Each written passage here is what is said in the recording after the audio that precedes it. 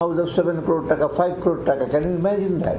Shakib Khan was fined 50 lakh টাকা, সবাই মাথা ব্যথা, হায় হায় রে এত বড় খেলোয়াড়কে ফাইন করে। আর এটা 2 বছর আগেই তো তাকে ফাইন দেওয়ার কথা ছিল। এই রেগুলেটরকে বলতে ফাইন দিতে হবে তোমাকে, 400 কোটি টাকার বেশি ফাইন দেওয়া হলো। আলোচনায় বলা হয়, অর্থনীতি এবং আইন শৃঙ্খলার উন্নতি না হলে সংস্কারে ধৈর্য হারাবে সাধারণ মানুষ।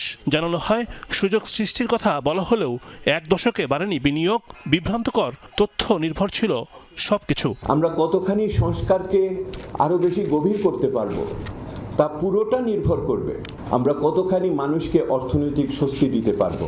যদি মানুষকে আমি অর্থনৈতিক স্বস্তি দিতে না পারি, যদি আমি মানুষকে আইন শৃঙ্খলা দিয়ে যদি সুরক্ষা দিতে না পারি, তাহলে মানুষের ওই সংস্কারের জন্য যতই ভালোবাসা থাক, ধৈর্য থাকবে না।